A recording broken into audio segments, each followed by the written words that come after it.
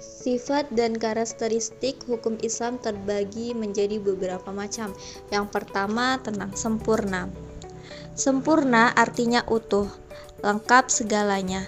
Kesempurnaan hukum Islam atau syariat dapat dilihat dengan dirukunkannya syariat Islam dalam bentuk yang umum dan mengglobal permasalahannya. Kecuali hal-hal yang bersifat langgeng, masih memuat prinsip-prinsip hukum terperinci atau konkret dan teknis. Misalnya masalah peribadatan, perkawinan, perceraian, dan warisan diterangkan secara terperinci. Syariat Islam dapat benar-benar menjadi petunjuk universal dengan bentuk yang umum dan global tersebut. Syariat Islam juga dapat diterima di semua tempat dan di setiap saat. Juga diharapkan hukum Islam dapat berlaku sepanjang masa. Yang kedua, elastis. Sifat dan karakteristik hukum Islam yang kedua yakni elastis, atau mudah diubah bentuknya dan mudah kembali ke bentuk asal atau lentur dan luas. Keelastisannya mencakup di segala bidang kehidupan manusia baik jasmani maupun rohani, baik mengenai hubungan manusia dengan Tuhannya maupun hubungan interaksi sesama manusia, juga tuntunan mengenai kehidupan manusia di dunia dan di akhirat. Hukum Islam memerhatikan segala aspek kehidupan manusia, baik di bidang muamalah, ibadah, jinayah, siasah, dan bidang-bidang lainnya. Namun, segala aturan yang diatur oleh hukum Islam itu tidak berarti pula menjadikan hukum Islam memiliki dogma yang kaku atau beku, keras, dan memaksa. Nas membuka peluang untuk memanfaatkan akal guna, berijtihad, dan memilih cara-cara yang paling sesuai bagi pelaksana dan sesuai pula dengan keadaan. 3. Universal. Universal atau alami berasal umum atau berlaku untuk semua orang atau untuk seluruh dunia, bersifat atau melingkupi seluruh dunia. Ini berarti hukum Islam itu tidak dibatasi oleh lautan maupun batasan suatu negara.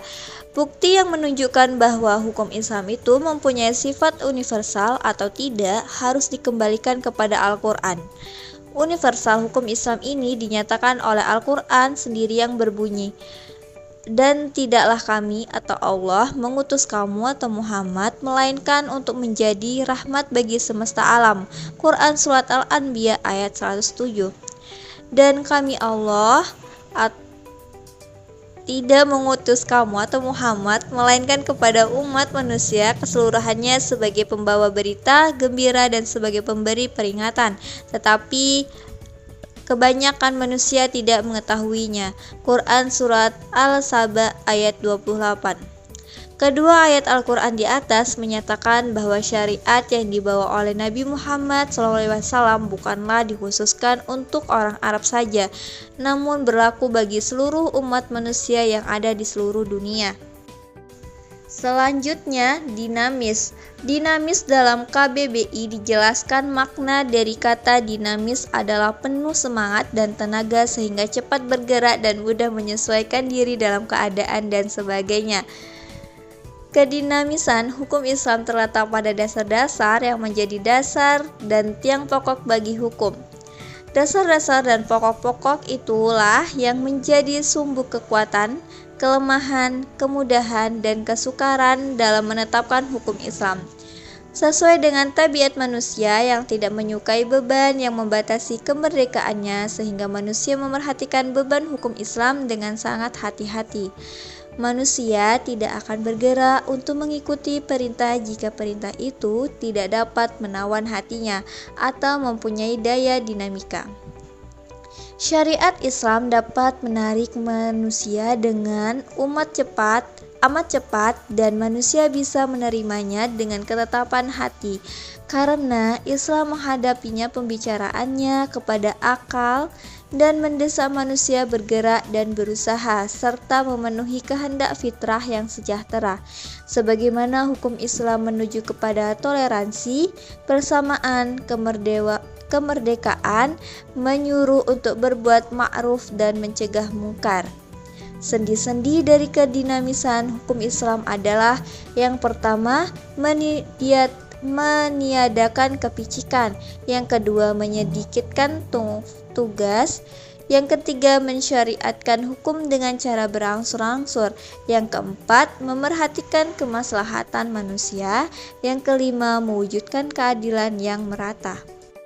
Selanjutnya, sistematis. Syariat Islam bersifat sistematis, artinya ia mencerminkan sejumlah doktrinnya bertalian dan berhubungan di antara satu dengan lainnya secara logis. Beberapa lembaganya saling berhubungan satu dengan lainnya. Perintah sholat di dalam Al-Quran selalu diiringi dengan perintah menunaikan zakat. Perintah untuk makan dan minum diiringi dengan kalimat tetapi jangan berlebih-lebihan. Demikian pula dengan lembaganya. Dengan kembangnya, pengadilan dalam Islam tidak akan memberi hukum potong tangan bagi pencuri bila keadaan masyarakat sedang kacau dan terjadi kelaparan. Tidak akan memberikan hukuman rajam bagi pezina dan kebiasaan berpakaian yang belum diterapkan sebagai yang dikehendaki oleh hukum Islam itu sendiri. Hukum Islam dengan lembaganya demikian saling berhubungan satu sama lainnya. Hukum Islam tidak akan bisa dilaksanakan apabila diterapkan sebagian dan ditinggalkan sebagai lainnya. Selanjutnya, hukum Islam bersifat ta'budi dan ta'akuli. Al-Syatibi menyatakan bahwa ta'budi adalah sesuatu di mana tujuan hukum dalam melembagakan hukum untuk membebaskan mukallaf dari perintah-perintah hawa nafsunya atau hawa agar dia menjadi hamba Tuhan dengan sukarela atau ikhtiar, sebagaimana dia juga hamba Tuhan secara alamiah. Sedangkan ta'akuli adalah sebaliknya. Sifat ta'abbudi. Lebih jelasnya, ta'abbudi adalah suatu bentuk ibadah yang tujuannya utamanya untuk mendekati diri kepada Allah, yakni beriman kepadanya dan segala konsekuensinya berupa ibadah yang mengandung sifat ta'abbudi murni. Artinya, maka atau ide dan konsep yang terkandung di dalamnya tidak dapat dinar atau khairu ma'kulah al-makna atau suprarasional. Manusia harus menerima apa saja yang telah ditetapkan oleh syariat. Contohnya, sewaktu Umar melaksanakan haji bersama Rasulullah SAW, Rasulullah mencium batu atau hajar aswad. Melihat hal itu berucaplah Umar radhiyallahu an, "Kamu hanyalah sebuah batu. Jika aku tidak melihat Rasul menciummu, niscaya tidak akan aku lakukan hal ini." Yang terakhir bersifat ta'akuli. Kedua atau yakni ta'akuli berbentuk dalam bidang muamalah. Ta'akuli ini bersifat duniawi yang maknanya dapat dipahami oleh nalar atau ma'kullah al-makna atau rasional. Maka manusia dapat melakukannya dengan bantuan nalar dan pemikiran manusia.